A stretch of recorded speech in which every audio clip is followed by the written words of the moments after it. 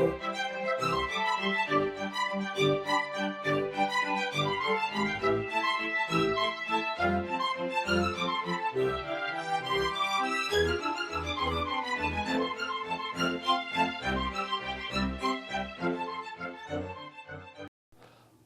to the Secrets of College Planning. I'm your host, Anthony Uva, and today we're going to get some insight into conference information at the college level. My guest today is Travis Tellitocci, and he is the commissioner of the MAAC, which is the Metro Atlantic Conference, correct? Metro Atlantic Athletic Conference. It's a mouthful. Okay. We're working on the name. All right, Yes, great. yeah. So, Travis, usually I start my guests where they went to school. So where'd you go to college? Yeah, so I actually attended Marist College, went there for obviously 4 years, but was originally from West Virginia. So went from West Virginia to New York and ended up doing my master's at Marist a little later down the line, about 10 years later as well. Wow, fantastic. Yeah. So let's just go back in time before we get started. When did it all start for you in high school? Was it freshman year of high school, senior year? When did it all start that you actually knew that you wanted to go to college? Yeah, so it was freshman year. I had known that I wanted to go to college. I think what really influenced me is that our high school was run by the Marist brothers, so it was a Catholic high school, and they came in probably my sophomore year to turn around the school. The school was having some challenges. So had the opportunity my senior year of high school to go on a retreat to Esopus, New York at the Marist Brothers Retreat House.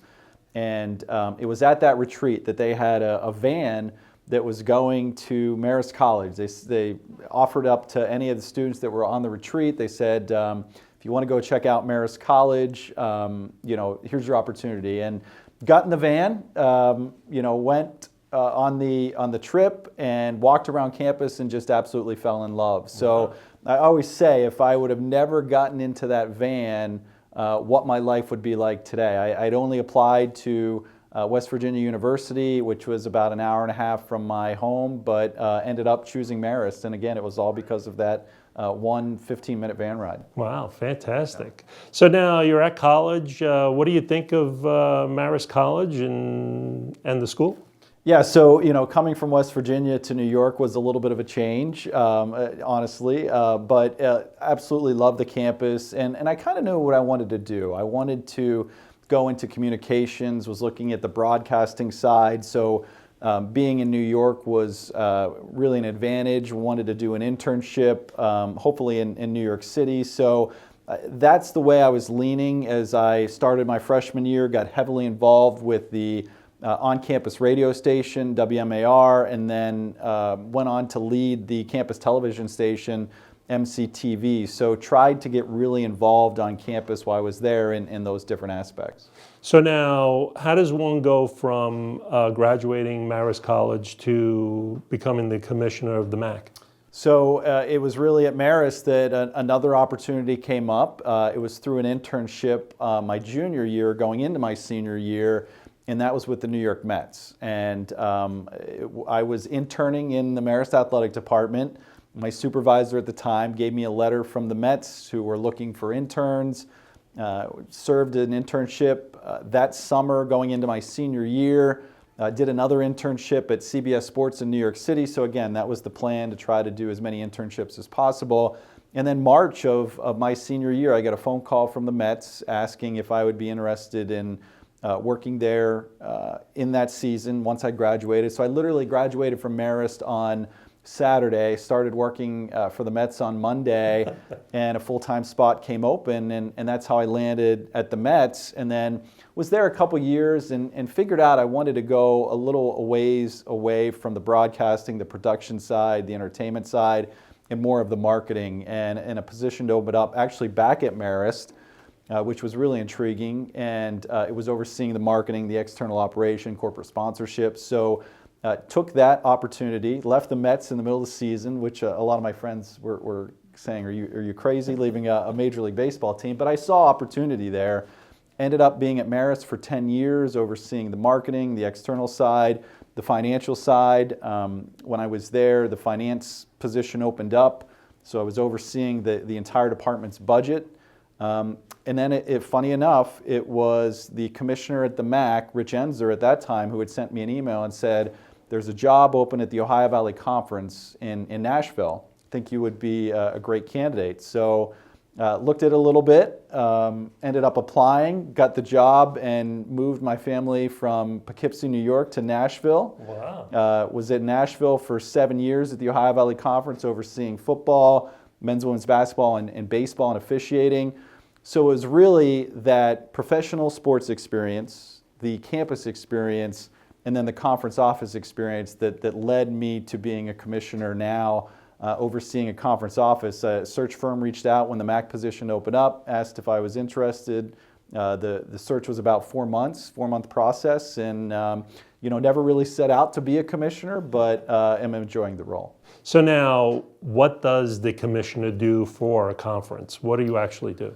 Yeah, so it touches a lot of different areas. First and foremost, we've got 13 employees, so overseeing a staff of 13 that's touching everything from our NCAA compliance side, business operations, our sports administration, our championships, and then the external area with marketing, communications, all of our social media, our branding. So overseeing those different areas, those 13 employees within our office. But really, overseeing 13 schools and scheduling and championships and officiating, for us, it's really about trying to get 13 different schools headed in the same direction. So whether that's through policies of sport administration, strategy around trying, again, to enhance the conference. There's 32 NCAA Division I conferences in the country, so I'm one of 32, which is kind of cool, but it's all of those elements wrapped into one as the NCAA obviously has become more complex and the landscape continues to change. It's a challenging position. Yeah. Now, who are the 13 schools that are part of the MAAC? Do you remember them? I will try my best. I'll go alphabetically. So we have Canisius in Buffalo, Iona in New Rochelle, New York. We've got Fairfield in Fairfield, Connecticut.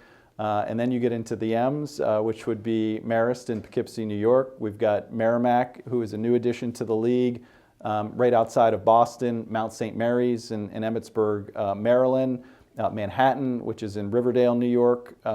We've got Niagara, which is also in Buffalo, Quinnipiac, which is in Hamden, Connecticut. We just added Sacred Heart, which is in Fairfield, Connecticut as well. Rider University, who's in Lawrenceville. Siena, which is in Albany, New York, and then St. Peter's in Jersey City. So I think I got them all there. Yes, but that's quite a wide variety from all the way from upstate New York all the way down here to near the Princeton area. Yeah, so we stretch New York, Buffalo, New York City.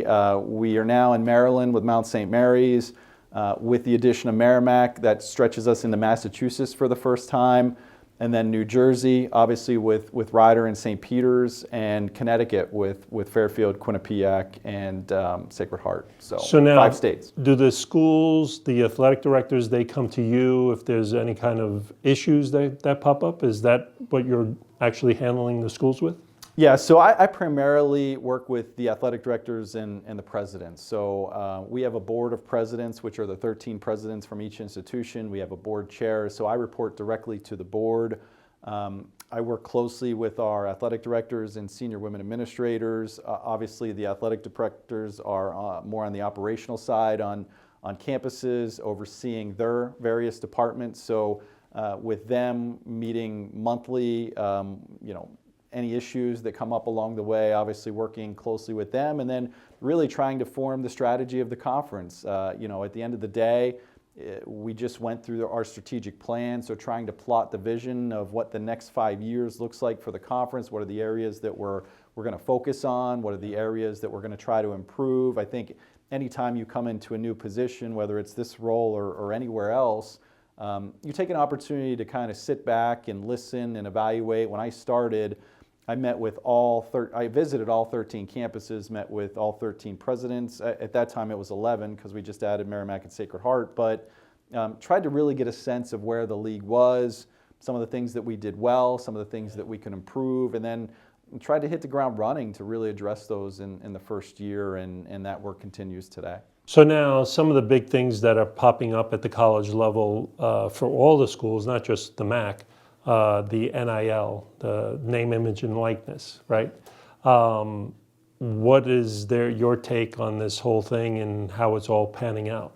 Yeah, I think name, image, and likeness is a good thing. I think it's long overdue. Student athletes should have had the opportunity to benefit off their name, image, and likeness for a number of years. I think that was something that was probably an antiquated policy through the NCAA for many years. I think what it is involved into is completely different. What it started out and what it now is are two different spaces. So it's a challenge for schools like us at the mid-major level to compete with the Power Four, the Group of Five. The FBS football institutions are in a completely different stratosphere now. So we just had our council presidents meeting last week in New York City, and the main topic was mainly name, image, and likeness, and the whole settlement that the NCAA is working through right now, which all relates to institutions having the ability to directly pay student athletes through name, image, and likeness. So it's a challenge. I think at the end of the day, where I'm really proud to work for this conference is you have 13 schools that really care about the educational mission, that that college athletics is tied to academics. All of our schools really follow their mission statement of being service-oriented and really educating student athletes. And I think what you're seeing now is a little more of professionalization of sports at that higher level. So do you find it more challenging for these schools to get the mid students on board to come to their schools? Because of course the elite students are all going to the bigger schools for the bigger sports, but you have a lot of the non-revenue sports that are there. Not everybody plays football, not everybody plays basketball, right? There's other sports at the colleges. So do you find that these schools that are mid-major schools, do you find it where those kids are looking for those type of monies at the bigger schools, and yet they have to find a way to give them a smaller amount? Yeah, and it's definitely trickled down to this level.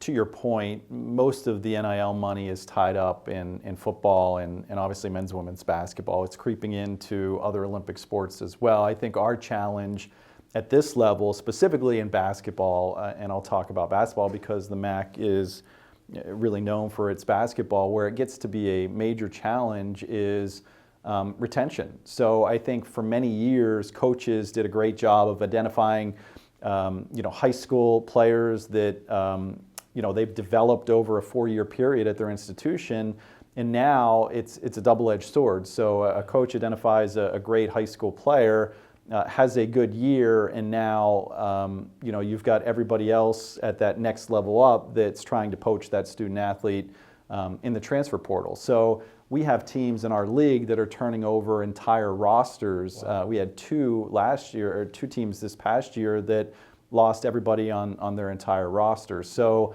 I think that's the issue is at this level, coaches have done a good job developing student athletes, but now it's almost counterproductive in the sense that obviously you want to have success and be good, but somebody is waiting in the wings and looking at that student athlete. Yeah, that's a difficult part at the college level these days, and I guess it's also retaining the coaches as well, because a lot of coaches get frustrated with what's going on as well. Absolutely. I think you're having a lot of coaches right now, and you're seeing it at the Power Four level, just really reevaluating their career choice. And, it has become a completely different environment from what coaches signed up for. I hear it all the time of coaches saying, this is not why I got into the game. This is not what it's supposed to be about. And I think we have that true sense still at this level. But if you want to remain competitive and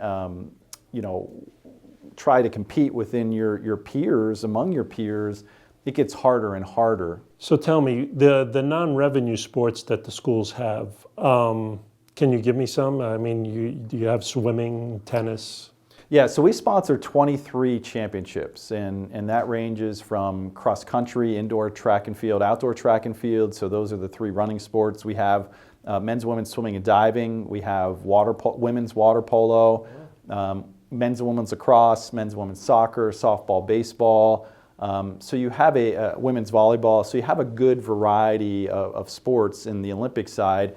We even have esports, which is more at the club level in a lot of our campuses. But I think as we look at those Olympic sports, the danger is that with resource reallocation that is happening at the Power 4 level, and you're seeing this more at the Power 4 level, that resources are being taken from those sports to pay for football and the higher level basketball.